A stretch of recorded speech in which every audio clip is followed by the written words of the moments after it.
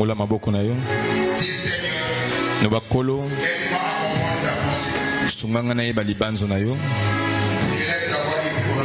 Tomola mungu no pe banda kosame. Noba kolo sunganga na yeba libanzo na yo. Sunganga na yeba nini eza mokano na yo. Katamangi ya motema nanga na komo na Yesu. Na komo na Yesu. Sunganga kolo na yo kamongongo na yo. Na komo le kinguya. To sengi pe to bundeli. Basante wale ba iyo.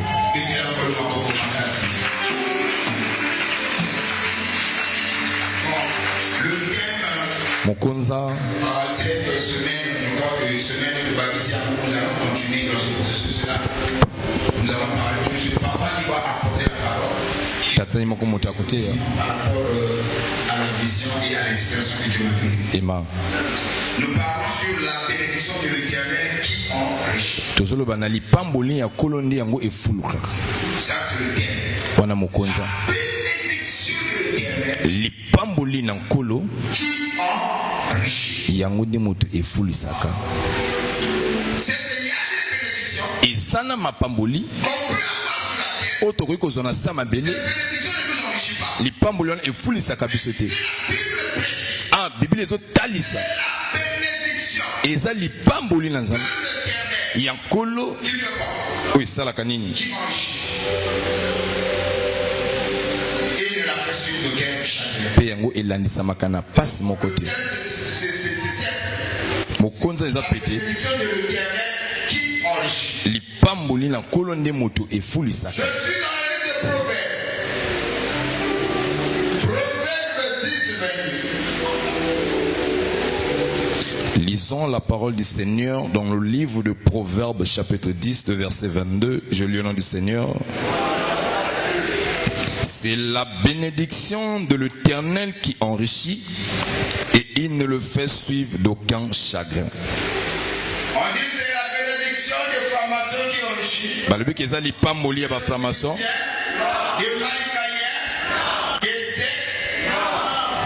la bénédiction de l'Éternel qui enrichit. Kasi li pamboli na colonie yango efulisaka. Et sengeli ososola. La Bible c'est un livre de précision. Biblia ezali beaucoup ezo talisa malamu. Azo talisa.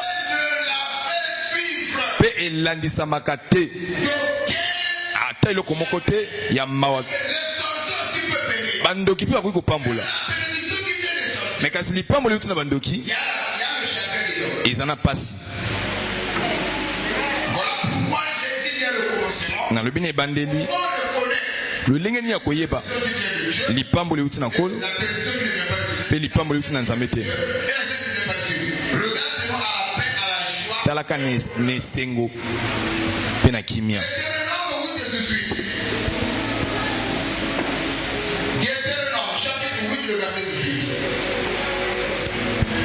Souviens-toi de l'Éternel, ton Dieu, car c'est celui qui te donnera de la force pour les acquérir, afin de confirmer, comme il le fait aujourd'hui, son alliance qu'il a jurée à tes pères.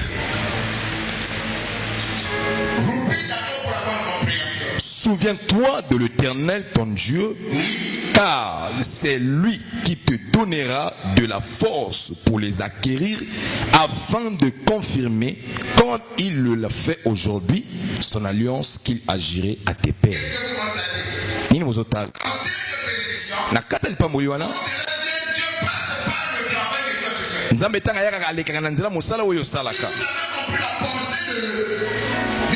Soko soso li banzo ya Biblia. Donc 3 Jean 1, 2.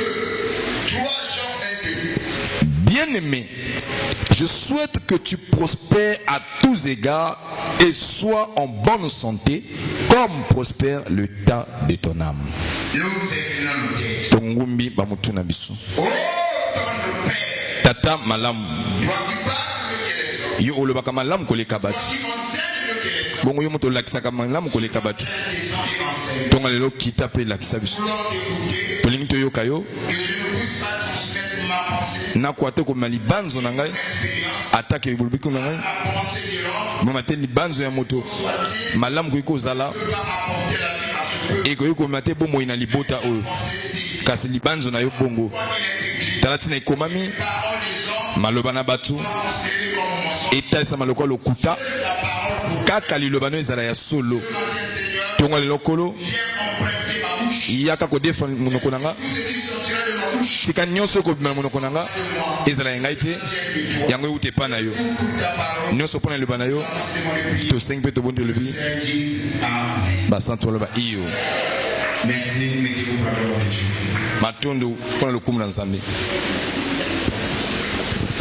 makasi moko na nzambe Dans le premier chapitre que nous avons, na likomi ya liboso touti kotanga la Bible nous explique. biblia ezotalisa biso C'est la bénédiction de l'Éternel ezali lipamboli na nkolo qui enrichit. oyo efulisaka Pourquoi la Bible précise mpo na nini biblia etalisa beti motono qu'il vient de Dieu lipamboli euti na nzambe nous enrichit aussi. yango efulisaka biso mpe C'est vrai. solo La Bible s'est limitée là. soki biblia ekoki kosuka wana Les pharmaciens aussi allaient s'accoucher. bainformation balingi bakangama na yango Les prostitutions aussi allaient s'accoucher. bakonsekrisa mpe balingi basimba yango Les voleurs aussi allaient s'accoucher. bongo bayibi mpe balingaki balobela yango Ceux qui te donnent baye bazoyiba bazopoma aussi s'accrocher. balingaki loba mpe bakangami mpe na likambo oyo La Bible va encore ajouter. bongo biblia ekobakisa lisusu Il y a très important. tuna moko eza makasi Il ne la fait suivre. ye alandisaka Donc, ata na pasi moko te souvenez-vous de Luc au chapitre 4. bobanza na makomi ya luke 4 La tentation de Jésus. bomekani ya yesu Lorsque Satan était pour le tenter, bongo ntango satana aye mpo ameka yesu qu'est-ce que Satan lui dit? nini oyo satana ayebisi Si tu te prosternes devant moi, soki ongumami liboso na nga que tu m'adores, mpe ongumameli ngai je te donnerai ce royaume. nakopesa soki bokonzi oyo Satan aussi promet satana mpe azopeselaka à Jésus. bofuluki na yesu Il promet azopeselaka fêter à Jésus. makambo ebele na yesu Mais à une condition. me kasi na eloko kaka moko Tu puisses la théorie. yesu akoka kofukamela ye Tu vas dire non. yesu abi te Je ne peux pas t'adorer. nakoki kongumamela yo te Mais ici, awa il y a eu à comprendre. esengeli ososola On promet aussi la bénédiction. satana mpe alakaka mpe lukulaka Est-ce que Satan était abordé comme ça? bongo nde diabolo akosi C'est vrai qu'il est monteur. soloki aza mokosi Mais là, Satan disait la vérité. me satana azali koloba bosolo Quand tu vois une personne ntango ozomona motu venue sur la terre, oyo apambami na sa mabele sur la terre, il n'y a que deux hôtels. na mabele oyo toza na bitumeli mibale Le patron et la patronne. eza na misato te minne te L'autre n'existe pas. moto aza na esika ne moko bazalaka te Le premier hôtel, etumelo ya liboso quelque part. eza etumelo ya bale Deuxième hôtel, ya mibale loko etumelo de Jésus. eza na ekulusu ya yesu Et il y en a certains qui sont bénis bamosusu bapambwama pour le simple fait na ntina kaka qu'ils ont fléchi les cheveux. bango nde bangumi mabolongo na bango liboso na etumelo ya babale D'autres sont bénis bamosusu bapambwami parce qu'ils ont fléchi les mpo bangumi mabolongo na bango cheveux pour la croix de Jésus. liboso ya ekulusu ya yesu Les deux n'existent pas. oyo aza na esika ne moko bazalaka te La bénédiction vient de Dieu. donc lipamboli ekoki kouta na nzambe ewuti mpe na diabolo C'est bien reçu. moto azolandanga Ainsi, Dieu va expliquer. nde bongo nzambe akotalisa Mais ma bénédiction à moi, kasi ngai lipamboli na ngai ça enrichit. efulisaka Mais la différence avec ce qui vient du diable, bokeseni na oyo ewuti na diabolo moi, ngai je la fais sur le quai. nalandisaka yango na pasi te na mawa te On appelle ça du pas moli. On appelle ça comme tout passe. On a la main à 5 ans. On dit la personne du pas moli, la plutôt la raté. On dit la personne à commenter. otalaka sa mbeto te La personne du pas moli, moi, mon famille est raté. La personne du pas moli, on va la petite fille.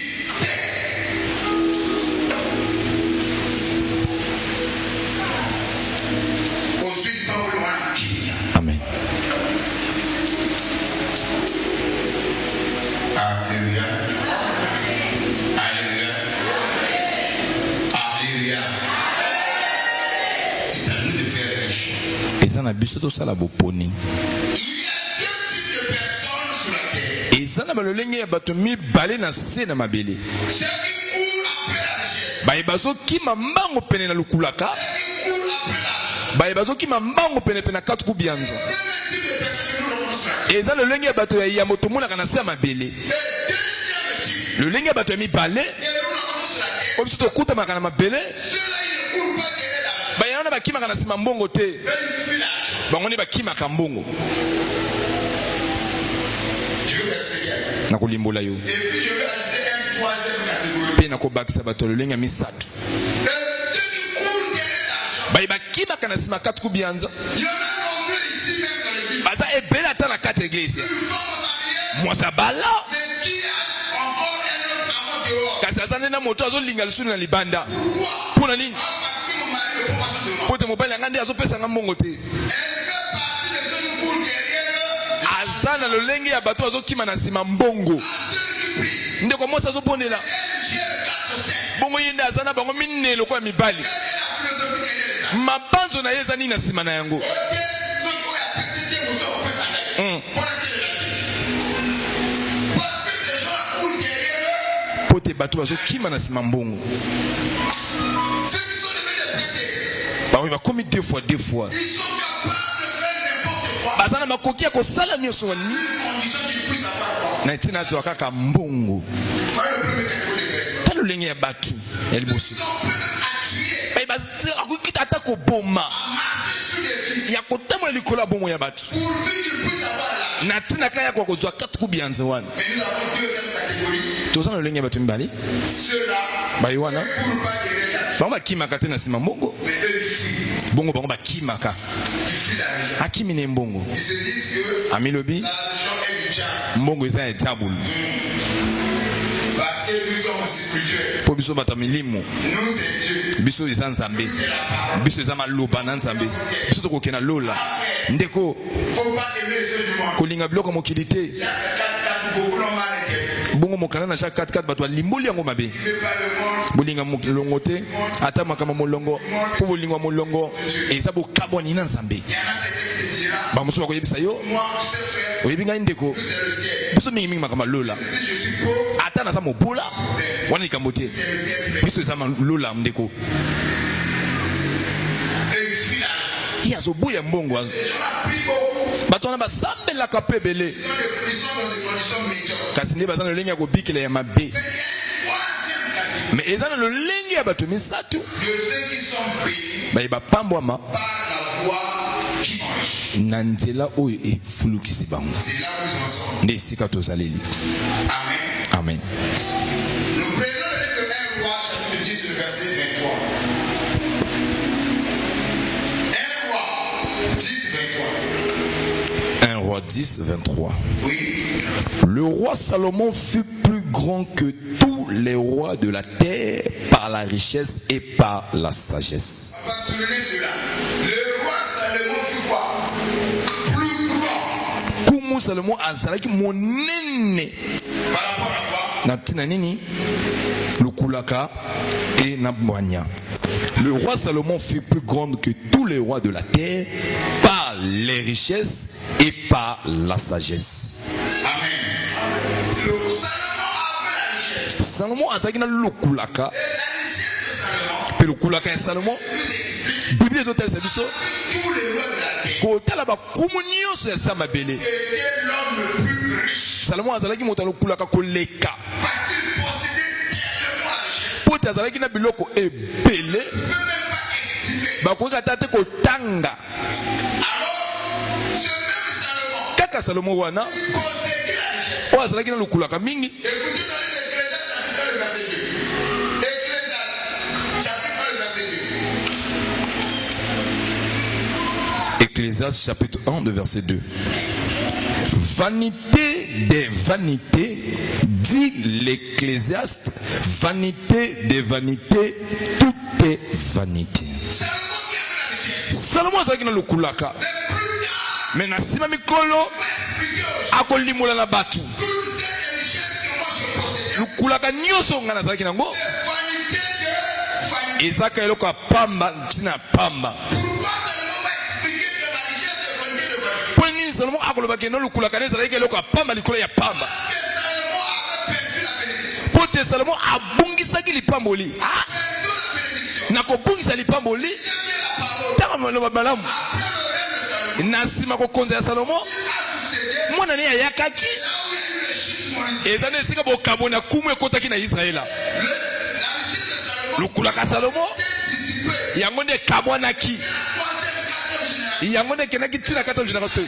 Ima Salomo na kozala mosakoli asosoli oyo ezalaki bosala bokasi na ngai oyo ezalaki kosala esengo na ngai oyo kopesa nga lukulaka yaki lipamboli nabungisi yango lukulaka etikali ngai ezosala ngai eloko te wana eza pamba likolo ya pamba. Wow. Salomo abungisaki lipamboli na ntina ya kozanga kotosi na maloba na Nzambe.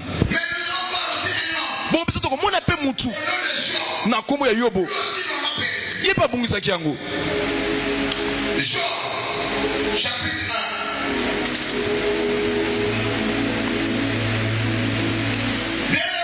1. Oningami Tu peux perdre la richesse. Okoki kobungisa lukulaka mais soko ozana na lipamboli La bénédiction te produira la richesse. lipamboli nde ekopesa lukulaka mais ntango obungisi lipamboli Tu perds la richesse. obungisi pe lukulaka pe lukulaka ekoya lisusu te. Job 1 verset 3. Oui. Il possédait 7000 brebis, Qui possédait 7000 brebis? Job. 3000 chameaux, 3000 chameaux. 500 paires de bœufs, 500 paires de bœufs. 500 ânes 500 ânes. et un très grand nombre de serviteurs. Un très grand nombre de serviteurs. Et cet homme était le plus considérable de tous les fils de l'Orient. Et Job n'était même pas roi. Yo bazalaki ata kumuti. Donc au Moyen-Orient là, quand Job apparaissait à l'eau avant. Donc la Bible dit que Job était le plus considéré Yobo azalaki moto bako miema makasi du Moyen-Orient. kotala bato nyonso bazalaki na Moyen-Orient. Job était l'homme le plus considérable. Yobo azalaki moto bako miema makasi mais aki kumute À cause de sa richesse. mais na tina kulaka na ye. Job, on avait perdu. Mais Yobo abungisaki yango Perdu pour la richesse. abungisi lukulaka na ye nyonso. Chose que Job n'avait pas perdu. Mais na eloko moko Yobo abungisaki te lipamboli. Job n'avait pas perdu la bénédiction. Yobo abungisaki lipamboli te. Voilà pourquoi. Tala tina De Job 42. na mokana ya Yobo 42 10. Il avait perdu la richesse. abungisaki lukulaka Si longtemps la bénédiction y était. mais solo lipamboli ezalaki nani La bénédiction lui a encore donné. lipamboli epesi ye lisusu Quand Job avait. nyonso Yobo abungisaki. Laissez-moi vous dire. botika na yebisa na bino Donc, enfant de Dieu. kozala mwana na Nzambe Ne pas guérir la richesse. kokima te na nsima lukulaka yokima na nsima lipamboli C'est la bénédiction de l'éternel. po eza lipamboli na nkolo oyo efulisaka mpe alandisaka ngo te na pasi moko te. Job 42:10. L'Éternel rétablit Job dans son premier état. Quand Job eut prié pour ses amis, et l'Éternel lui accorda le double de tout ce qu'il avait possédé. Kolo apesi ye lisusu ya mibale Que lui, il a fait. na oyo nyonso yazalaki na yango. Maintenant, la question est de savoir. Motu eza boyebi Tu veux l'argent de Salomon qui finit mal, olingi mbongo ya Salomo esukaka mabe ou tu veux la bénédiction de Job qui finit en gloire? to olingi lipamboli ya Yobo oyo esukaka na nkembo. Pose la question à celui qui est à côté de toi. Tuna motu na ndeko aza pene na yo Que veux-tu? nini olingi La richesse de Salomon qui finit mal, lukulaka ya Salomo oyo esukaka mabe ou la bénédiction de Job qui finit en to gloire? lipamboli ya Yobo oyo esukaka na nkembo. Quand je parle de la vie de Salomon, Ntango nazoloba na lukulaka ya Salomo tu auras l'argent. okozala na mbongo Tu entreras dans le cercle. yo okokota na bisika ya kisi. Je ne dis pas que Salomon est dans le cercle. Nalobi te ke Salomo azalaki na kati ya bakisi Mais il a mal fini. kasi ne asukaki mabe Après sa richesse, po te na nsima lukulaka na ye les enfants n'ont pas été de cette bana wana basangolaki te lukulaka wana ezalaki na bokabo na bokonzi na kumu bokabo na bokumu mibale kotala bokumu ya nord mpe ya sud. Et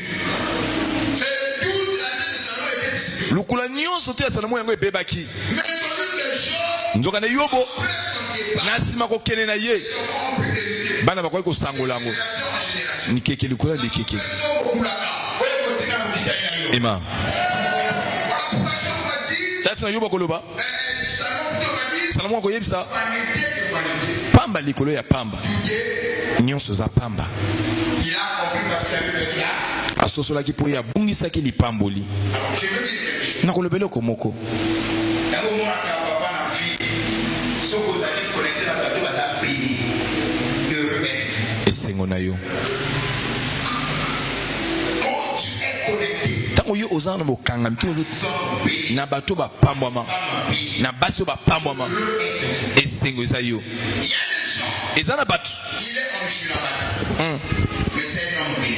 Aza moto apambwama. Il y a des gens. Et yana batu. Il n'a pas de véhicule. Azana mitukate. Mais c'est un homme. Mais aza mwana mbala apambwama. Mais il y a des gens. Eza pena batu. Ils ont la voiture. Azana mutuka. Ils ont les biens. Ana makambo ebele. Wana ba kombo. Mais ya apambwama te. Maintenant sur la tête des hommes. Bongo na sama bele ya batu. On considère le plus. Bato ba miema ka mingi. De leur une fois. O bango bazomona. Non, non. Mon père. Je là, comme beaucoup de son ami. Yes daddy. Écoutez. Yoka. Joseph était qui? Joseph azalaki nani? Muumbu. Un esclave. Muumbu. Il arrive dans la main de Potiphar. Akomi na ndako ya Potiphar. Potiphar, il a acheté. Potiphar nde moto asombi ye. Mais Potiphar est un homme d'affaires. Potiphar azalaki moto akosalela misala. Fonctionnaire. Ayaki moto mosala likolo. L'homme politicien. Ayaki moto ayaki kosala makambo. Il faisait des affaires depuis. Azalaki kosala makambo ebele wuta kala. Potiphar n'était pas prospère. Bongo Potiphar azalaki kofuluka te. Mais le jour où Potiphar Mokolo oyo Potiphar achetait un esclave. asombaki mowumbu moko na kombo ya Josefa. Potiphar va commencer à conserver. Potiphar abana kotala malamu. Si à petit oyo. Et celle qui est la plus la biloko au collègue au Nazareth. Bongo. Mais qui est Joseph? Nani asa Joseph? Un esclave. Mowumbu. Quand il entre dans le Potiphar, Tanga akoti na ndako ya Potiphar il est tenu. abongoli makambo. A prié ce matin. Libonde elanga na tonga lelo. Vous êtes connectés. Nzambe akokokangisa yo. Somme béni. Na bato bapamboma. Femmes. Na baso bapamboma. La terre des hommes. Na sama bela batu. Yana batu. Quand il est connecté. Tango kangami na bango. Bomo ine bonga ni mbala moko. Wow. Wow. Somme béni. Yana bato bapamboma. Pe baso bapamboma. Potiphar monte à la vie. Oui, oui. Pourquoi on s'est Potiphar pour qu'il m'a engagé Joseph? Pourquoi papa? Parce qu'il savait que Joseph était un homme béni. Wow. Ah bon? Son mari avait la richesse. Mopali akina lukulaka. Akina lipamboli te. Le but va voir. Ya komona Petit qu'on a reçu. mwana biso to yambi C'est l'homme qui est beau. kaka ta za kitoko. Aza eloko te. Le petit est béni. Mais mwana oyo aza kopamboma. Laissez-moi vous dire. Potika na yebisa na bino. Femme de Potiphar. Mwasi ya Potiphar. Elle était révélée. Aïe, aïe, aïe, aïe. On est souki kapa na ngana baba. Ayebaki. On dit personne qui a la richesse. Kotala motala lukulaka. C'est lui qui est béni. Pena oyo apamboma. Moi, je préfère Nga koki kozwa. séduire par celui qui est Na kwesama na oyo apamboma. celui qui a la richesse. Kena oyo azaka na lukulaka. Il disait à Joseph, Tati na zolo na Josefa. Josefa. reste avec moi. Tika pene na ngai. Yo bima na ngai. Na bondeli yo. Tu es un homme. Po ete oza moto apambwama. Wow. Elaka. Bénédiction Lipamboli. attire la faveur. Ebendaka mawa. La bénédiction Lipamboli. est bonne. Efongolaka bikuke. La femme de Potiphar dit à lui, non, mon mari est Mwasi ya Potiphar alobi mobali nanga aza lokulaka aza kopambwama te. c'est la chef de colonne consus. Wow. Natikala komona ngo na angle te. La femme de Potiphar. Ta bazolola mwasi ya Potiphar. Aujourd'hui, Église ya lelo est pourvue d'essence. yango nde ezali suna mabanja malamu te. L'église est full derrière les gens qui ont l'argent. ezokima na nsima bato baza na mbongo. Tandis que ici, la femme de Potiphar, soka nde awa mwasi ya Potiphar combien de vie elle était dans la loi. boniboni azalaki ata na nse ya mobeko Elle nous a menti. ye atalisi biso Au temps de la grâce, na ntango ya ngolu l'église ne sera plus séduite par la richesse. eglize ekokwesamaka te na lokulaka Plutôt kasi nde à celui qui est. na oyo aza kopambwama. Si tu es ici, soki ozali awa tu es séduit okweyisami na lukulaka et tu n'as pas encore ton eyingi oloba yo nano sosoli te yo oza na molimo santu te la femme de Potiphar. po te mwasi ya Potiphar ayaki na ebadeli ya makambo ekoyaka atalisi Dans l'église, quand elle est, la soirée de l'église, na eglize ntango nango ekokoma sera séduite eglize ekokweyisama par la richesse. kaka te na lukulaka C'est nangi naloba eloko moko na bosolo mwana nzambe ya solo séduit par une personne qui a des voitures. akweyisama te na moto aza na mituka. Il est séduit par celui qui est béni. ye akweyisama na moto apambwama. C'est ce qu'on pense à nous. Yes, mon père. Il est séduit akweyisama par celui qui est béni. na oyo apambwama. Recevez la bénédiction. Je le reçois. Recevez la bénédiction. Je le reçois. Alors, la bénédiction dont tu en as, Lipamboli tango zanango. double pas. Ezo fongola bikuke. C'est quoi? Qu'est-ce que c'est la bénédiction? Bongo nini yango nde eza lipamboli? La bénédiction dans la langue hébreu. Lipamboli na lokoto ya ba eveleme. Eza nde na komo ya balak. Qui? Barak. Barak. Qui signifie tout simplement Oyo ningo lakisa kaka. être marqué. Kozala muto bazo mona. Être marqué. Ou encore To lisusu approuvé. oyo zo talisa. Ou encore Lisusu favorisé par Dieu. oyo nde nzambe apesi nzela na ye moko. C'est-à-dire Elingi koloba la bénédiction lipamboli en langue hébreu na lokoto ya ba ebele. signifie tout simplement. Elingi koloba kaka barak. Mais le mot barak Kasi nde liloba barak wana tout simplement yango elingi koloba kaka bopete. marqué. Moto aza na motono. Celui qui a la bénédiction, Oyo aza na lipamboli c'est celui-là qui est marqué. eza oyo nde batie motono. Non seulement qu'il est marqué, Kaka te azotalisama. celui qui a la bénédiction, Oyo aza na lipamboli c'est celui-là qui est approuvé. eza moto anzimisami. Non seulement qu'il est approuvé, Kaka te anzimisami. celui qui a la bénédiction, Oyo aza na lipamboli il est favorisé par Dieu. ye mpe nde nzambe anzimaka makambo azosala. Reçois Barak au nom de Jésus. Amen. Barak dit les Barak. C'est une personne qui est marquée. Eza moto batie motono. Qui veut le savoir. Mutuna boyebi. Tu marqué. Yo aza na motono. Et tu as approuvé. Yo banzimi. Approuvé par qui? Na nani na nzimi yo? Na nzambe moto anzimi. Parce que c'est la bénédiction de Dieu. Po eza lipamboli ya kolo.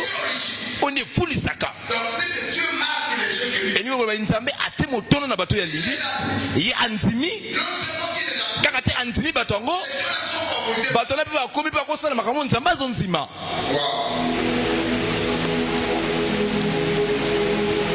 Ce n'est pas une chose. Ezaka eloko te. La bénédiction du Seigneur, ce n'est pas seulement une chose. Lipamboli euti na nzambe ezaka eloko te. C'est une personne en toi. Mais eza moto na kati na yo moko. Donc Dieu en toi. Nzambe na kati na yo.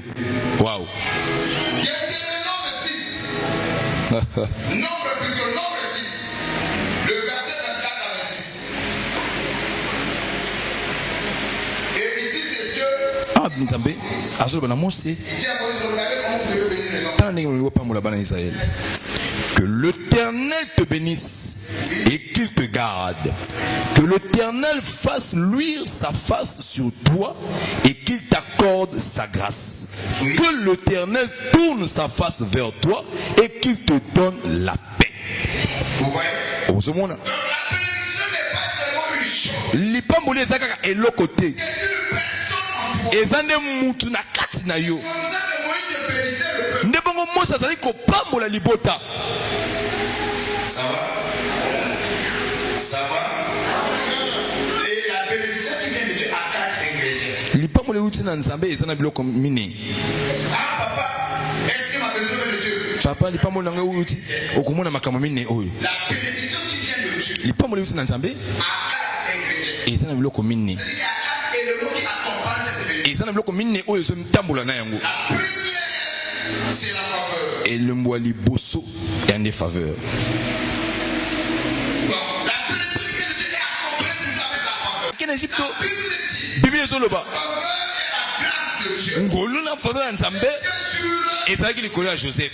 et on prend Joseph, Bazwi Joseph on le met en prison. batie na boloko Aussi en prison. kuna mpe na boloko Faveur est la grâce. bongo faveur na ngolu ezotambola na ye. Premier ingrédient, Eloko ya yambo on va appeler oyo etambwisaka lipamboli oyo euti na Nzambe c'est quoi? la faveur. La faveur. Papa, il y a un peu de la richesse qui est là, non, au moins on a la faveur. Il y a un peu de la tellement que c'est la fille à yo, ça va tirer la partie à yo, bateau va s'en aller pas. Amen. Ne va ni aux années que bien il y a la fille à yo, comme aussi maman on appelle. D'accord, mais comment bon? Ça c'est un tâche de moi. Bon, ici, il y a la langue au sous, au fond de la yo. Il passe pas comme possible. Ah bon?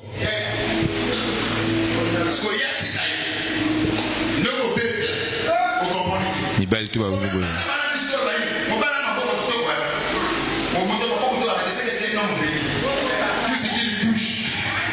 Epamba maka.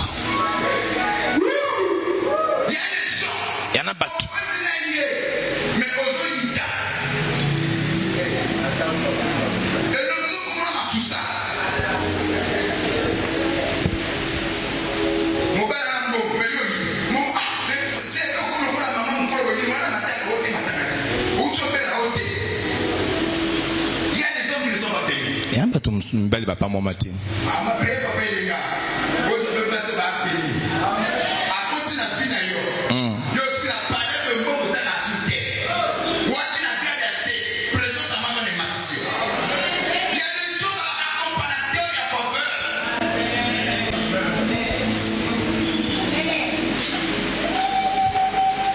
yo moi na pesa la même tempo ba yibeta na bango yo moi na mo ba Naki na Msalate, depuis que je l'ai rencontré, j'ai eu l'emploi. Sa présence m'a beaucoup fait du bien. Par contre, tu m'as mélangé. Grâce à moi, c'est à l'Ipamboui. Fois à la Camopantina. Amen. Je suis au milieu de mon bel. Bana. Merci.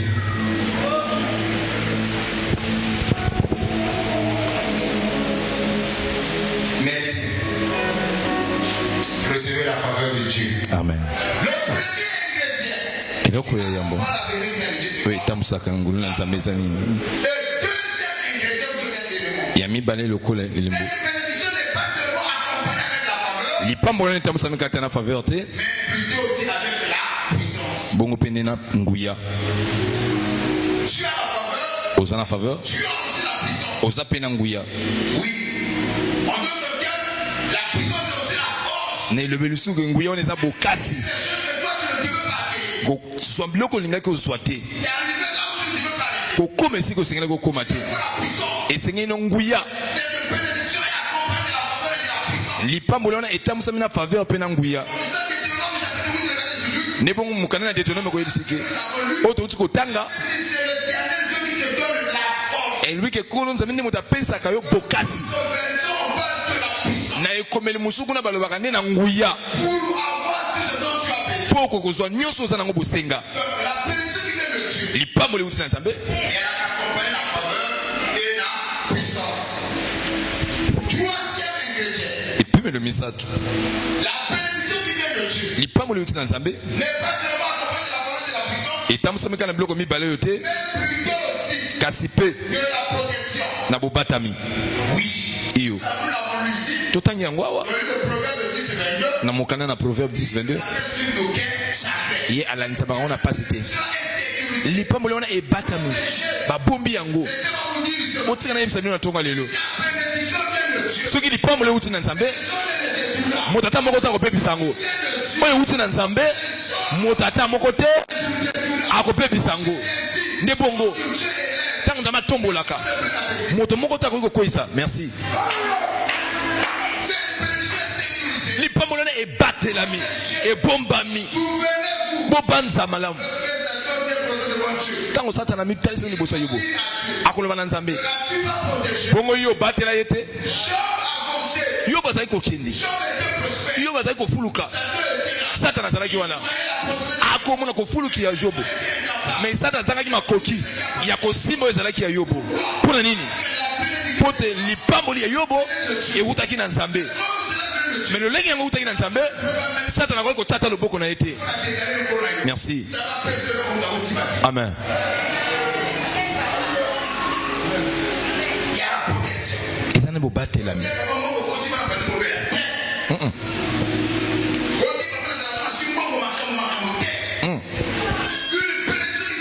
Lipambo leuti na nzambe ebiza ya kobatelama ebombami. Po biblia elobi e alandisaka ata na pasi moko te. Bongo mutu eko mosu aozwa yango so ndenge nini. Lipambo leuti na nzambe yango etambusamaka toujours na bobatelami. Merci Père. Malembe.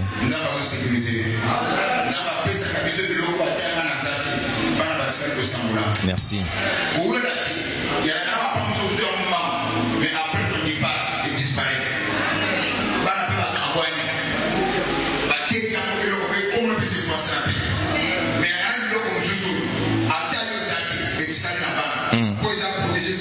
Bongo. Et comme une monument de référence. Nakomona. Exacté. Amen. Amen. Amen. Yamine. Ça gêne. On a dit dans les gars. Multiplication. Bofuluki. La bénédiction qui vient de Dieu. Les pas les outils dans Zambé. Et accompagné aussi de là. Et tant ça m'appelle na kofuluka. Genèse 26, le verset 12. Laissez-moi lire le mot. Outil kana ko pesa tali komioyo. Genèse 26, le verset 12. Isaac s'aima dans ce pays et il recueillit 7 années le centuple, car l'Éternel le bénit. Et elle recueillit comment? Au centuple. La multiplication. Kofuluka. Amen. Amen. Nzamba bofulusi. Azan nzambe na biso. Lipa mo leuti na nzambe. Yango de fulu kaka. Nzamba ko fulisa yo.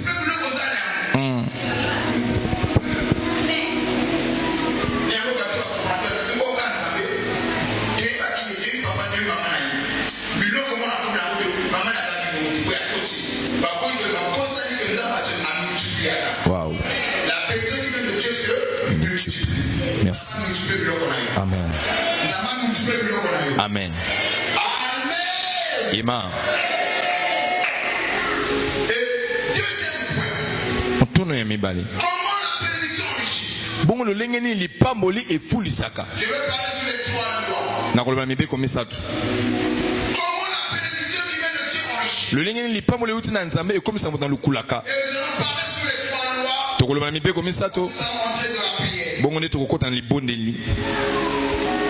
Et à l'entrée des jeunes, Ne bandeli. que chacun de nous comprenne. Moko na mso sosola. Je ne pas par la magie. Nzambe apamola kateto akulisa akapesa lukulate kaka na kokota na makambo soloka. Que Dieu n'enrichit pas par la magie. Nzambe nde atsala moto teka na poisa. Dieu n'enrichit pas par la magie. Nzambe apesa moto lukulakate na poisa. Par les principes. Yene apesa ka moto ngone na ba miangu. Est-ce que vous avez la Dieu n'enrichit pas par la magie, mais Dieu enrichit par les. Voilà. Afulisa moto teka na poisa. Osale loko teka ba pesi yo.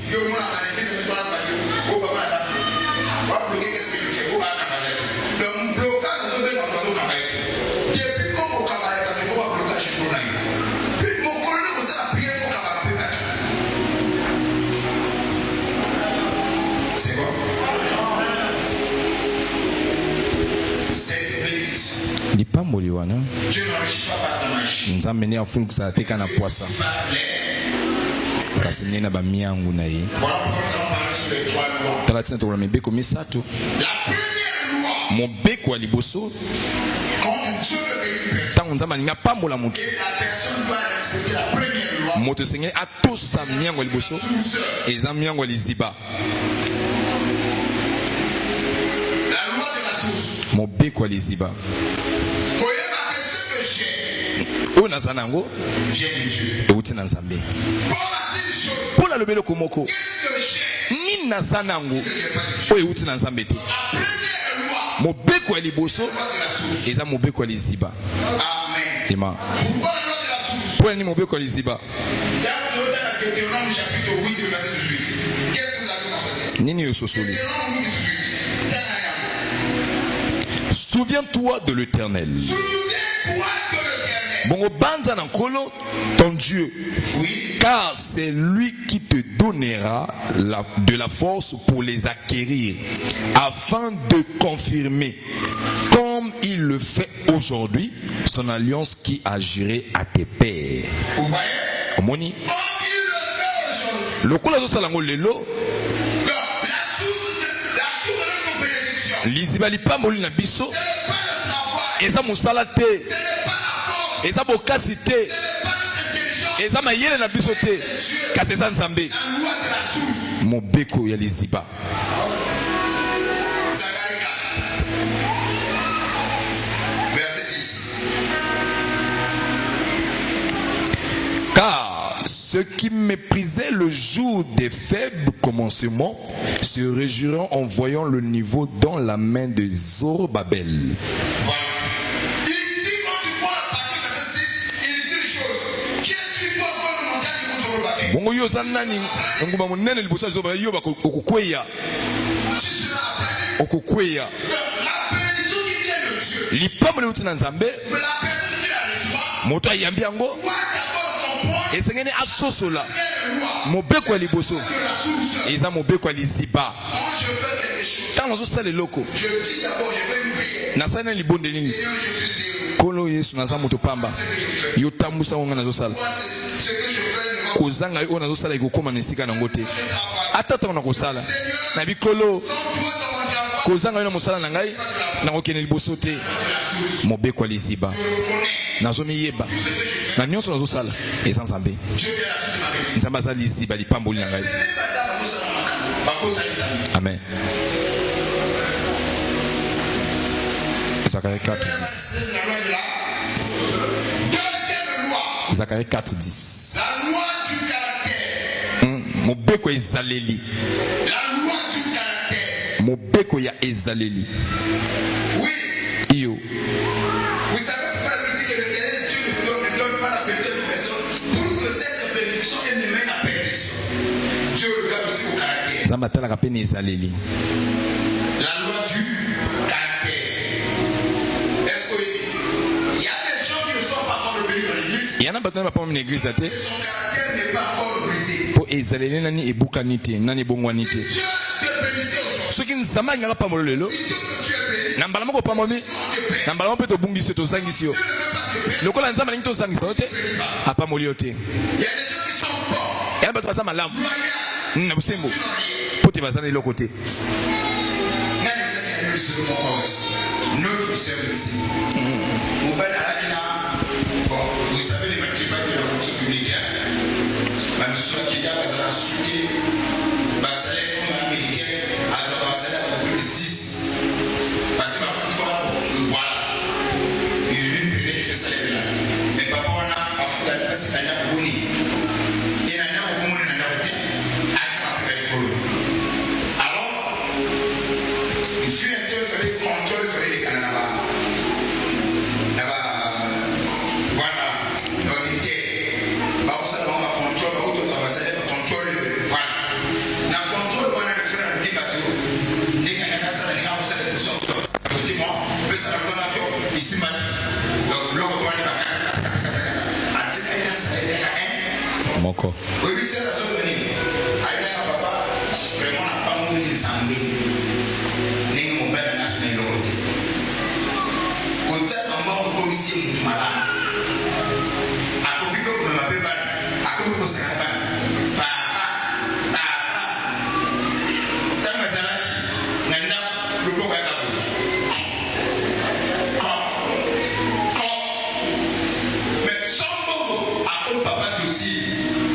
À côté de papa, tu vois, il y a des. Ah, Gigi. Maman se met, bien qu'elle le voit. Elle va m'appuyer et que nous avons pas à sa nana qui a bouillé. Pour son mot, à son bel madame. Avec mot, à son ma. Nabi. La loi du caractère. Et puis, ça, oh, moi je ne suis pas orgueilleux. Moi je sais, ça propre pour l'orgueil. Voilà. Il y en a 10 millions à l'église, on va le changer.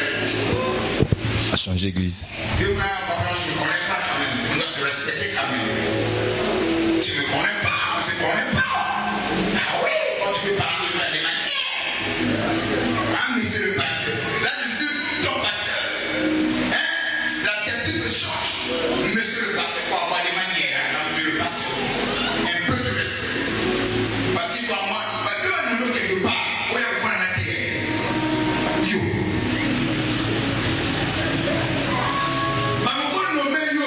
L'église au moins la soutient. Papa cherche du travail. Papa, le travail ne prend plus du temps. Pour l'église, ça se fait dans le salon. Il y a ça là. Un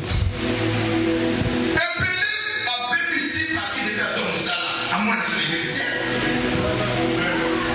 Avant, on a mis comment on peut pas en pécaler. Or, la bénédiction qui vient de Dieu, il y a trois principes, trois lois, deux regards de loi.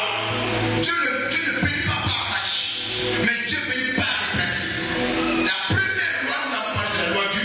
La source. La loi de la source. Oui, la loi pour la salle, on va vous dire, ceux qui ont dit la salle, moi, ça m'appelle Polo, et ça. La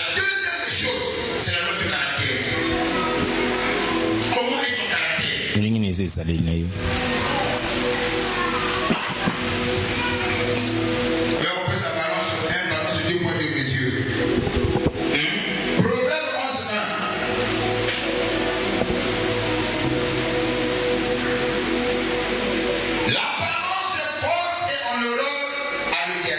Amen. Yoko Bible est fausse et à l'horreur de l'Éternel. Mais le poids juste lui est agréable. Mais le poids juste. Mon doigt, c'est là, par ce faux, c'est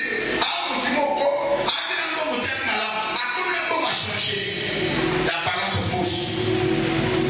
Ça va être la gamme, c'est pas la moto. Ça va être horreur, mais tu n'aimes pas. Ça m'a mis Juste. Par la caractère de Dieu. Et le passage avant la fin des mers, nous revenons encore sur ça. Luc au chapitre 16, verset 10.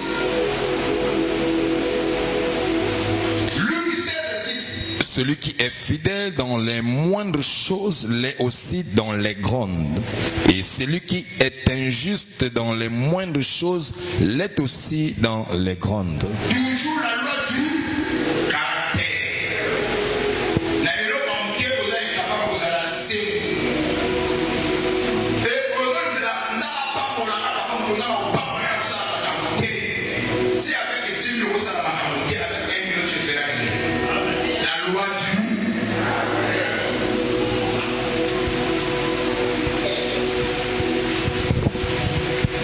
Est-ce qu'on peut acclamer très fort Saint Jésus?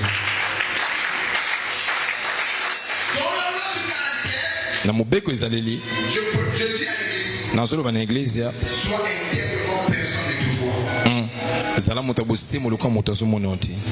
J'insiste. Nayiki mpiko Sois intègre zala moto abosembo comme personne ne te voit. na ntango moto azomona yo te. Eza mobeko ezaleli.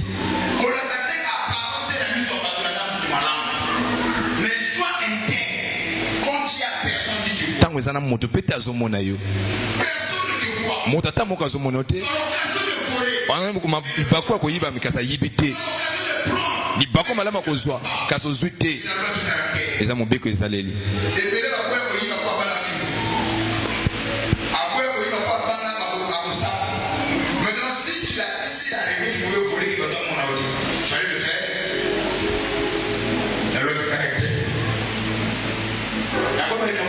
Amen, mon Père.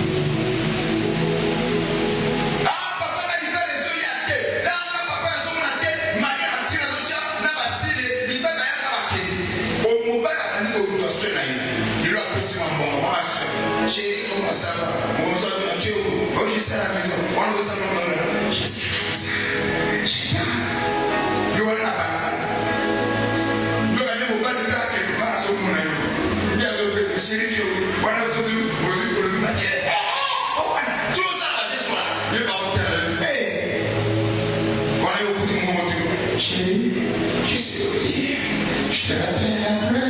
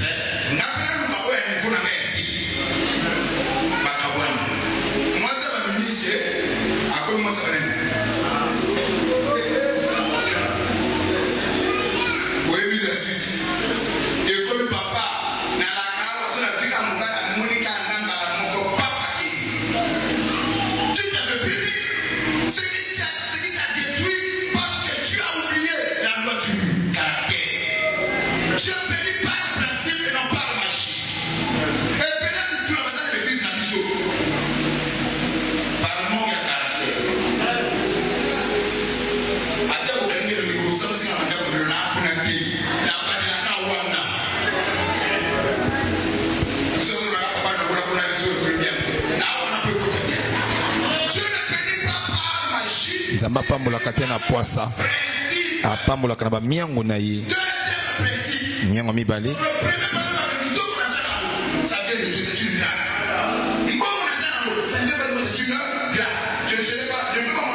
Na ko kokoma na le fond de thé.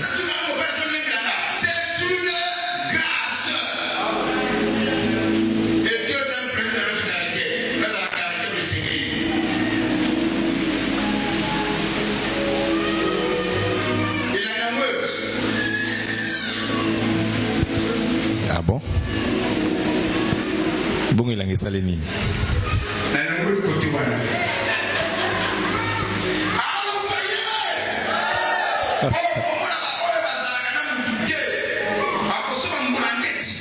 Aïe.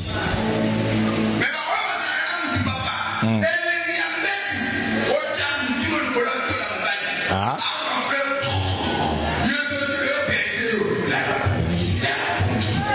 Et il y a là un coussin.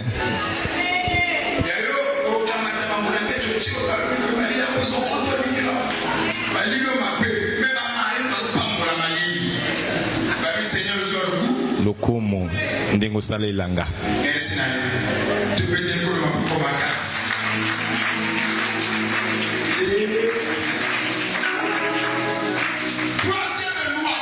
Mobeko ni ça. Mobeko elekeli. La loi du canal. Mobeko ya elekeli.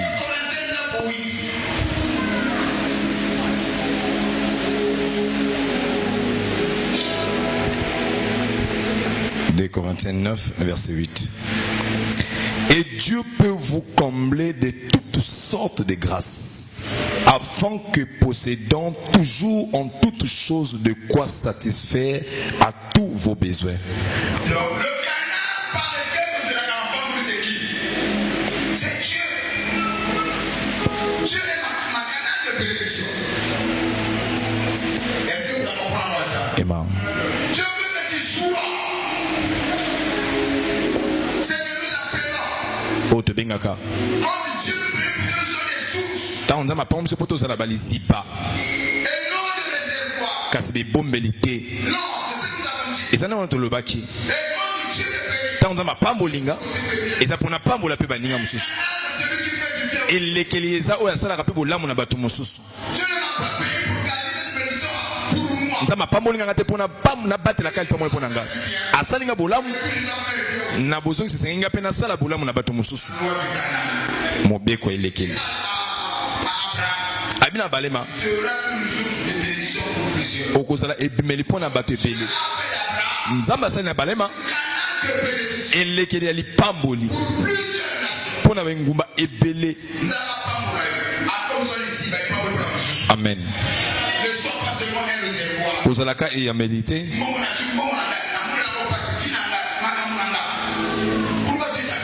Pona nini nzamba pamboli. Est-ce qu'on peut acclamer très fort? Dans la loi du canal, Na otali mobeko elekeli. tu dois savoir quand Dieu le bénit. esengeli ba tango nzambe apamboli ngai je dois payer ma dîme. esengeli nafuta moko na zomi C'est un acte de reconnaissance. yango nde eza mosala ya kosimba molamu napamboli elekeli oyo epesi ngai oyo naza nango kopesa mabonza C'est une façon pour moi. eza lolenge mpo na ngai Pour les moyens canal, moi, là, c'est dans la vérité. ema Pour eux, ben, c'est là que l'on va les là. Le va amen. Amen. Faites des actions de grâce. Faites bénir les feux. pambola bakufula mibali bakufula baparent Ça fait partie du principe du canal. ema Dieu m'a béni. nzambe apamboli ngai Mais qu'est-ce que moi je fais au retour? nini yango nazosala bozongisi C'est là où j'avais expliqué ici. nde bongo nalimbolaki awa Le don a de la valeur likabo eza na motuya quand nous la mettons ntango mosusu tozotia yango au service des na misala na baninga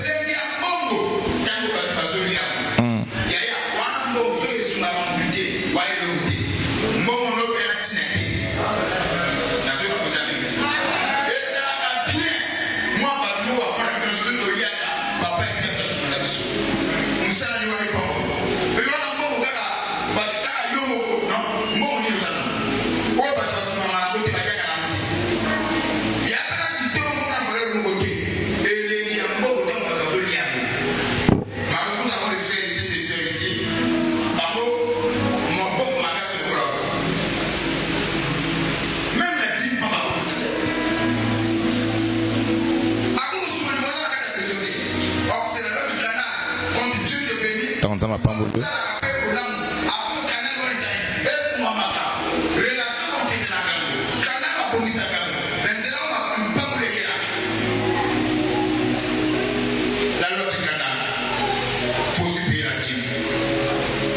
Est-ce que mon dimanche va faire ça pour ma casse?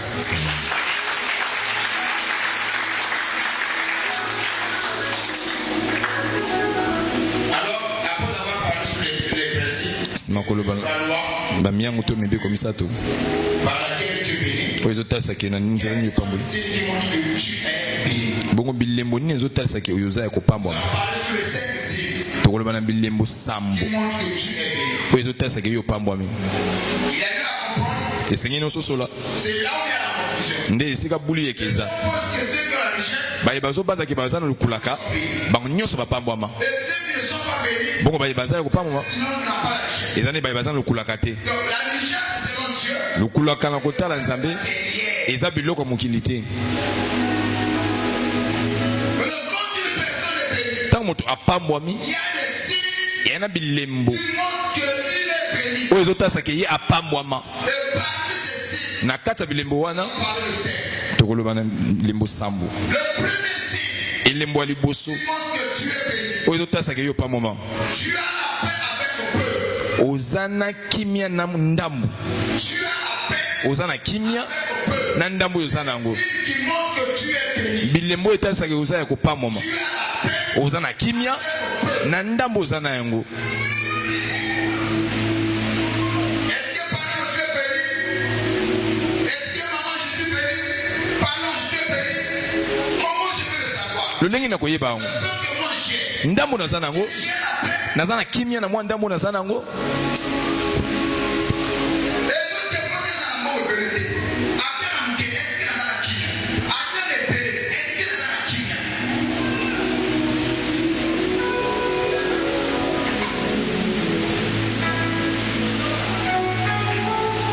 Recevez la paix au nom de Jésus. na lesoa Dans vos foyers, dans vos activités, na libala na misala bino na mabongisi paix au nom de Jésus. ezala na kimia na nkombo na yesu La première signe elembo ya liboso qui montre que tu es béni, oyo ezotalisaki eza opambwama c'est la paix avec le peuple. eza kimia na ndambu oza nango Oui. iyo Écoutez, dans le livre de Philippiens chapitre 4, le verset 11 à 12. Philippiens 4, ce n'est pas en vue de mes besoins que je dis cela, car j'ai appris à être content de le temps où je me trouve. ici l'apôtre Paul parle. Ah, Thomas Paul azoloba. Content Na yokoli kozala na esengo là où je me trouve. na lolenge naza nango sikoyo Il y a des gens qui ont la mot belleté. Il y a des gens qui ont la mot belleté. Mais le temps où je me trouve, na lolenge naza nango sikoyo na yokoli na kosepela na yango. j'ai vu des gens, papa, je ne peux pas servir. Je ne peux pas faire ceci parce qu'il y a moi qui me fait. Oh, C'est que je n'ai pas béni. yo pa mama te. Pourquoi ça béni à la qui? À la main,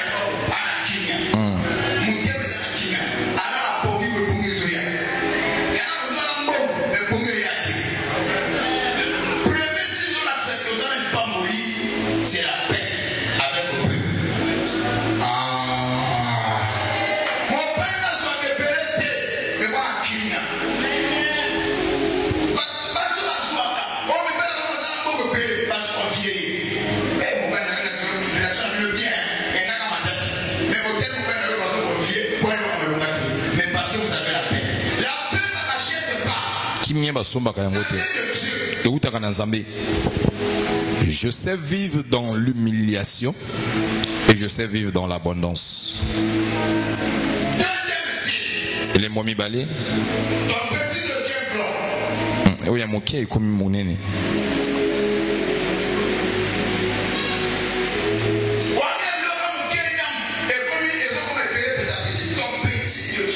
Oui, il y a mon qui est comme belé. Oya mukie ndambo yozalaki na yango na mukie ezomata.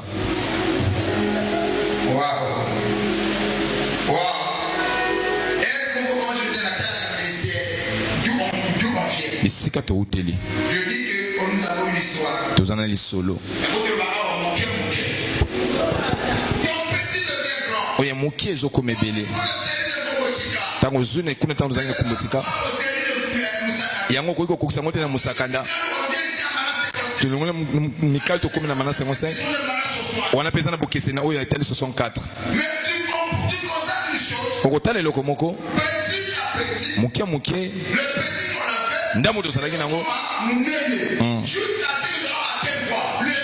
kino tokokoma na epembelo ndakisaki biso lepamwa me mpona ndamo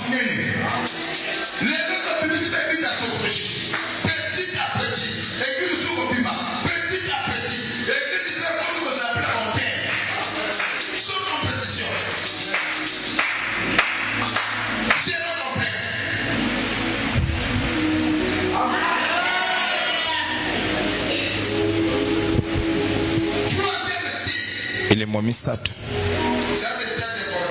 Moi je crois que je sais ton pays. Ngana zonzi makipamba mama. Ya misato ezotali sama ke uza yakupamba mama. Bato balinga ko kuta ati na moko ezati. Bato azolinga yo atati na kopesa ezati. Tamu suta na zotala. Bato azolinga nga kasi tina kopesa ezati. Yanda kisake tata aza moto apamba. Yo poza moto akopamba mo mwasi akopamba mo pesa na bato azolinga yo akopesa ta tina te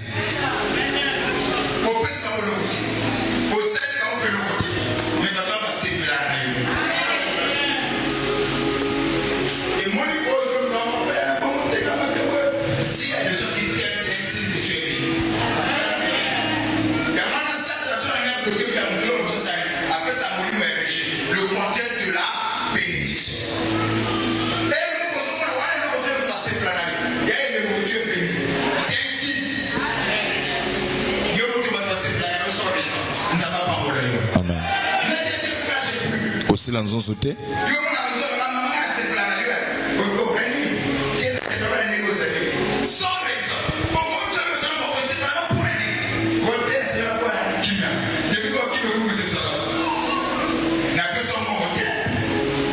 C'est parce que tu es une personne bénie.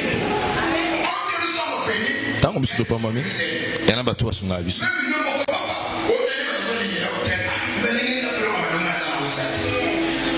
la preuve que tu es béni. Ndakisake yo pamola eze lembo. Mutima wa pesa za merci. Amen.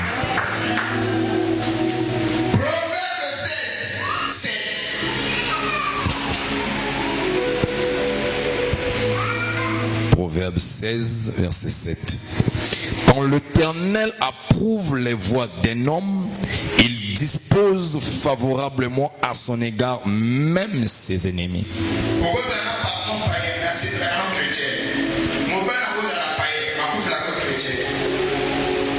C'est la preuve que tu es béni. Toi, c'est la prière. Tu comprends ça? Toi, c'est la Naibi. Toi, tu restes dans ton comportement. Yo tikala na makamona mabondeli. Ko bilanga ite. Ko bongo na pété.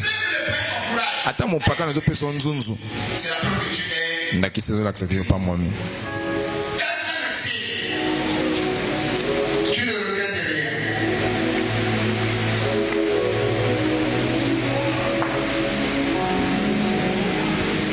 Tu ne regrettes rien. Yo kota kana mabanza boye. Avec des regrets, des chagrins, ton cœur qui va chagriner, Motema nezaka na mawa. des soucis. Non, quand on est béni, Tanto pas moi-même. rien. To kota na mawa tin. Le regret ne fait pas partie de notre vie. Mabanza boleza ya bisote. Non. Te. Une personne bénie Moto apambwami pas avec le regret. abikila kana mabanza bololo. Parce que lui, le problème, c'est qu'il ne l'a fait sur aucun chagrin. Mokana vile wiki elanisa kangu na mawa moko te. Voilà, Kinya, sans regret. Ozana, l'homme au côté, voilà, Kinya, sans regret. Autour n'a été Ozana, Kinya. Ozana, c'est un homme, moi, je suis aussi là. Mais voilà, moi, je peux aussi là. Mais tu as la paix. Et moi, Ozana, il faut que moi, je peux tout le monde. Sans regret. C'est ainsi que tu es béni. Zile mokoza ya kupambwa. Ceux qui parlent de gens qui habitent des regrets, nous avons le regret la finalité. Amen. Est-ce que nous devons compris ça? Amen bien. Amen. Cinquième signe est très important. Ton argent prêche. Cinquième signe. Ton argent Mbongo na yo prêche. eteyaka. Ton argent Katuku bianza na yo prêche. ezoteya. C'est-à-dire que tu es béni. Enikolo ke yo pambwami. Ça prêche comme on va dire dans la passe pour son maman. Il y a des gens qui font le bien pour toi. Yana bato osala mabondeli pona yo. Ils veulent devenir comme toi. Yana bato inga koma lokola yo. L'argent prêche. Mbongo na ezoteya. Ils viennent à l'église à cause de toi. Bato bazoya na eglize na ntina na yo. C'est ton argent. Po te mbongo na yo ezali kolobela makambo na Nzambe. Voilà les 5 signes. Je veux me limiter seulement là. Na kosuka Voilà les 5 signes qui montrent que tu es béni. Ma question est de savoir, motuna ngeza boyebi. est-ce que parmi ces 5 signes, Na bilembo 5 oyo. tu le vois dans ta vie? Ozomona ona bomoi na yo. Est-ce que ton argent prêche? Mbongo na yo eteyaka. Est-ce que tu aides ceux qui sont dans les besoins? Yo sungaka baye baza na posa. Est-ce que au travers de ton argent, Na nzela na mbongo na yo. tu évangélises? Yo lobelaka makambo na Nzambe. Et de l'événement, même bon, on a dit que la musique, la musique, le Corée, ils sont là comme moi là, à Okona, moi, je suis moi là, 1 million par cancer, voilà, quand on avec la bateau. Mais nous, notre argent, Biso mbongo na biso. c'est pour la gloire du Seigneur. Eza pona kembo na kolo. À travers ce que Dieu nous donne, Na nzela oyo Nzambe azopesa ngai. chez les autres. Eza pona kolobela Est-ce que baninga quelqu'un Nzambe. peut me donner un amen bien? Est-ce que quelqu'un peut me donner un amen bien? Voici les signes qui montrent que tu es béni. Tala bilembo ozotasaka yo ozala kopambwama. La bénédiction est différente Lipamboli eza na bokeseni de la richesse. na lukulaka. Tu peux avoir la richesse Okoki kozala na lukulaka et être béni. kasi yo oza na lipamboli te. Les gens qui ont la richesse, Yana bato baza na lukulaka. au moment là, parmi les 5 signes, le frère a l'argent, Ndeko aza na mbongo. mais pas le même tout passe. Ba- Mais Goliath, baboomer. ses enfants, ce sont les drogués. Bato bamelaka biloko ya makasi. Ses enfants, Bana na ye les téléphone, me motu esalaka bien te. a beaucoup d'argent. Bongo tata aza na mbongo epele. Ben Goliath jamais. Les insupportables à jamais. moto pasi. Je vais vous donner un témoignage. Na opio ndakisa. Une maman est allée travailler quelque part. Mama moko akiosala esika moko. Le monsieur, c'est un DG du point. Ndeko azalaki mpe DG. DG, un directeur quelque part, je me suis rendu à Congo. Et il a vraiment construit ce monsieur. Atonga mpe na malamu ndeko mobali oyo. Réellement, Dieu l'a béni. Ya solo mpe na Nzambe apambola ye. La maman vient travailler, Mama ye kosala. mais je te dis, maman, le papa, à l'espace de 2 semaines, on m'a fixé le salaire à 150 000. Mais la boue, ça là. Et puis, je préfère, là, le salaire à 50 000, qui a 150 000, avec ce que je vois là, jamais. Après, je peux t'expliquer ce que la maman a vu. Même moi, il y a 7 ans, elle ne collait jamais. À cause de l'eau, je vais te la maman. Papa a l'argent.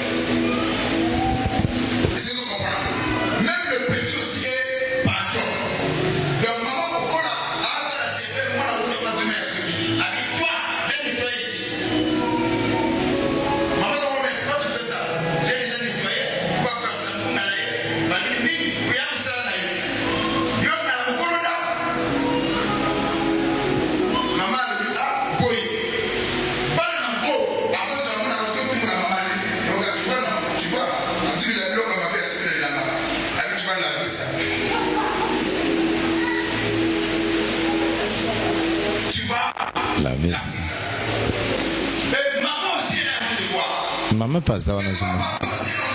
Tamusu tata pas ça na zumon.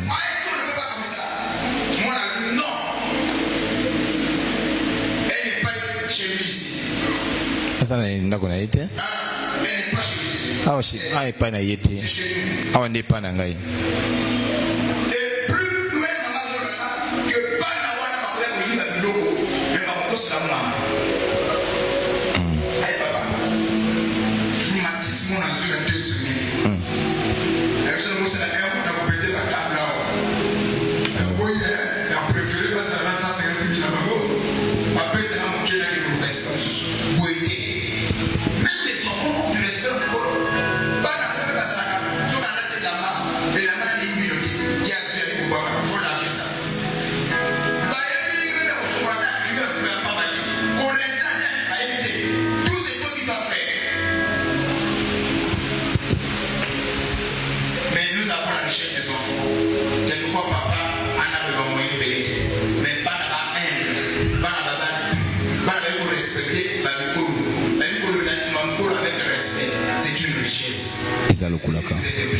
C'est une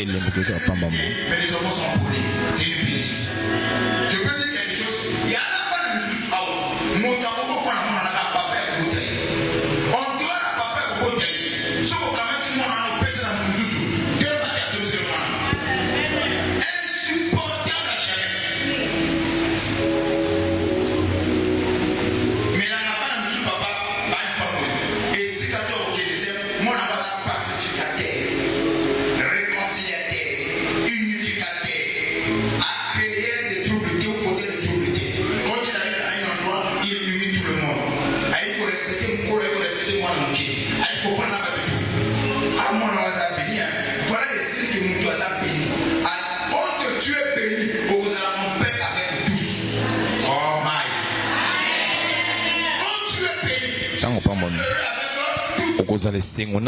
recevez la bénédiction. Je reçois. Recevez la bénédiction. Je le reçois. Recevez la bénédiction. Je le reçois.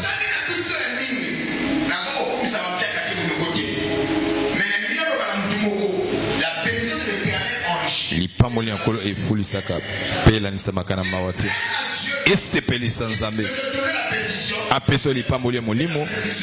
Pena lipamoli ya bloko. Pote na sima lipamoli uti na zambe.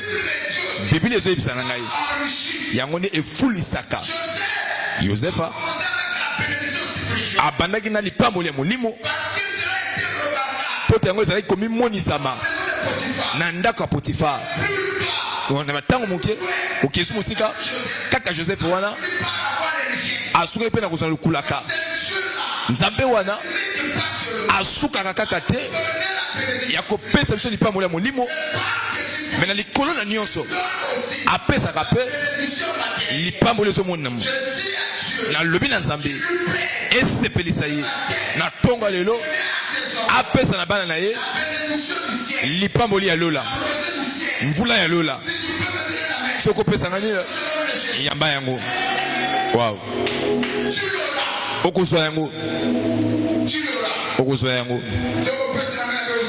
Emma Emma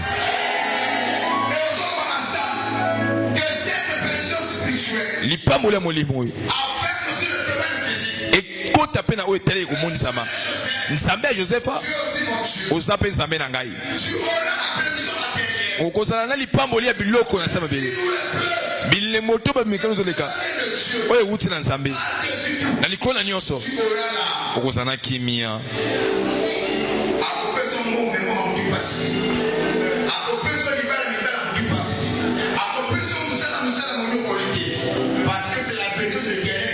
Polipambolin et Fulisaka. Je le reçois. Je le reçois. Na tonga le misi le bali sakoli. Mili monyo sa yego kangayo. Mili monyo sa yego lokayo. Oza yego pimo za na lipambolite. Yango ko na komo na Yesu. E komi keke na yu. E komi keke ba bikuke polele. Yo ko sa soma na kasite. Bekuke e ko fonga ma yango moko. Amen. Bikuki ya kufuluka. Bikuki ya kutombwa mi. libonde nanga na lobi na nzambe. Amen. Bongo.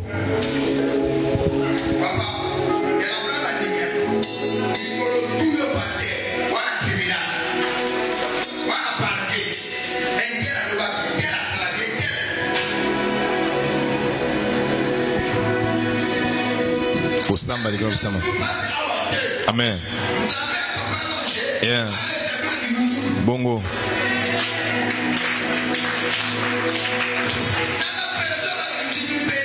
Ah bon? Nana posa ba nimo ba pamboma. Oya pamboma. Amen. Mumeme ngolo. Amen. Esika no sale kaka. Apesa ka kimia. Lokola Joseph. Amen. Uta mokile banda. Ezaka mokonzi muta pamula ka mona musala. Nambala liboso. Bible tota sabiso. Mosali pe akoki kopambola pe mokonzi. Pote mokonzi akutamaki moto apambwama. Poninga ite mobate pate.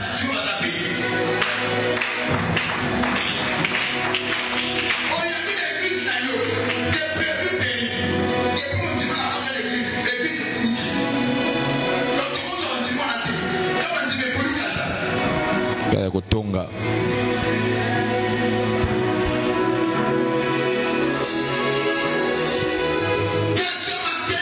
Ketika tonga lelo.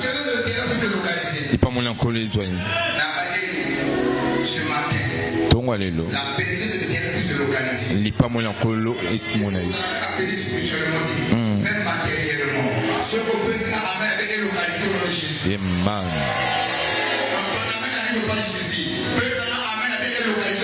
Amen. Je veux chuter. Il y a un succès. Il y a un Christ lelo.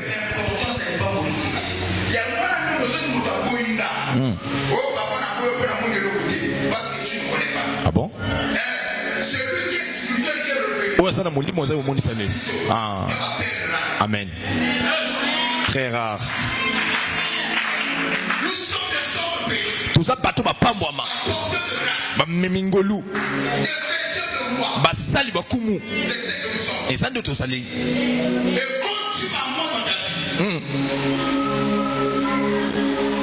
C'est une richesse. Et Zangolo. Ah. Mais ma présence, c'est une richesse. Amen. Le rôle pesa ngani yote. Na kolimole le komoko. Come on. Isaac azana biloko. Isaac azana biloko. Oh, daddy. Isaac azana biloko. Azana mo blaka. Come on. Mais pas l'ennemi balé. Bako bunda.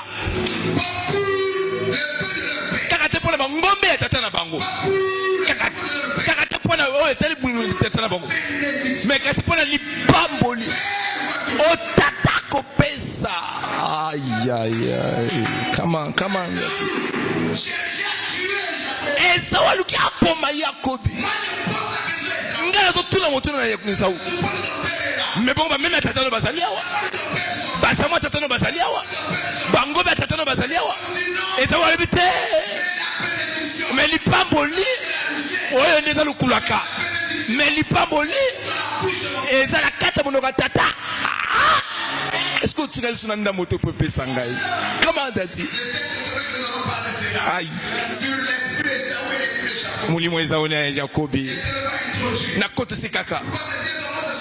Pour ni pas ma bunzi. Na tina te ba meme. Na tina te lukulaka.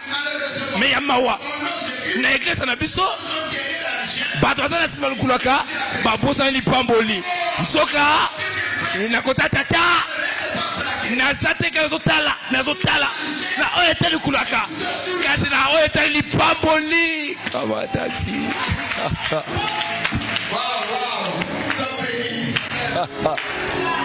Wow. Oh, est-ce que on a dit comme on a gagné? On a des aouawa. Mulimo Esaou. Esaou moni samite. Ya kimena simabilo. Mais bah Yakobi, et ça pas dans le monisel. Il y a pour ta cambango dans le bloco, mais Akima Kanasima li pamboli. Et le soir, Yoswa. Jacob yebi. Na maloba lipamboli ya tata. Na kozana bukulaka. Mais so na zakana lukulaka. Bon kozana maloba lipamboli. Ah. Ah. Mais so na zakana maloba lipamboli. Atako bitumba. Lipamboli. Ego batela ngai. Ne bon moko ay kama. Jacob akoloba. So kina zalaki tena ntambi ya tata na ngai. Aïe. Posoyo. Mulimo ya Yakobi. Mulimo ya Esaú. Mulimo mi pale. Oyo to kana na iglesia lelo. Mulimo ya Esaú na mulimo ya Yakobi. Lo lengi ezo tasa mulimo ya Esaú. Pero lengi ezo tasa mulimo ya Yakobi. Posoyo. Yako yako muna. Je disais que Dieu vous bénisse.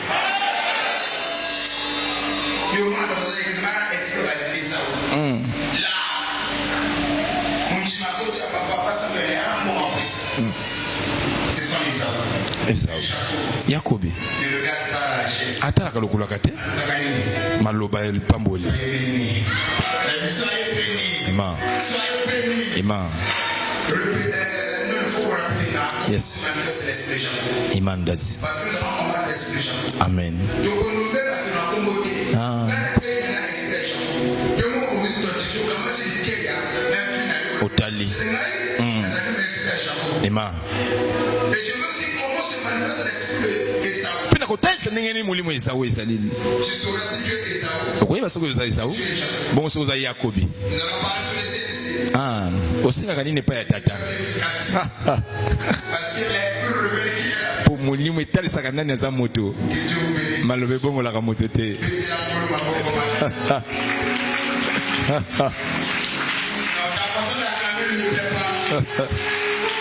Soyez tous bénis au nom de Jésus. Zala bino nyonso akopamba mona kombo na Yesu. Que la grâce de Dieu te le gagne. Ngolu na nzambe itano na yo. La puissance et la force soient ton partage. Makasi na ngolu ezali libula na yo. Même soit pour le cœur cette grâce. Amen. La façon de me donner la main ne me plaît pas. Lolenge na kopesa mene ezopesa nga te. Alors, qu'est-ce que tu veux? Nini oyo olingi? Comme le pasteur, c'est un faux pasteur. Bongo. Le pasteur béni. Mbadala la pamboli. La bénédiction. Na sima ni pamboli. Epeso mituka. Le pasteur ne donne pas l'argent. Mobete pasa pesa mbongo te. C'est bon, non. Na longo liboko. Ndamo pamola mwana na ngai. Na pamboli yo. Na sima ni pamola molimo. Ça te donnera des véhicules. Ekopeso mituka. Ça te donnera tout ce dont tu as besoin. Ekopeso nyonso za nango posa. Mais le véhicule ne te donnera pas la bénédiction. Mituka ekopeso lipamboli te. Ça, c'est très important à souligner. Wana eza mutuna ya Dieu vous bénisse. nzama pamola bino. De là où tu es, Esika ozali. incline ta tête. Okongoma moto na yo. Dis, Seigneur, Wakolo. je ne veux plus courir guérir la richesse. Na ngina kima lisusu te na nsima lokulaka. Guérir la bénédiction. Nakokima na nsima lipamboli na yo. Moi, l'esprit de Jacob. Longola na ngai molimo ya Esaú. Donne-moi l'esprit de Jacob. Pesanga molimo ya Yakobi. Na kombo na Yesu. Moi, il commence à Tombola mongongo pe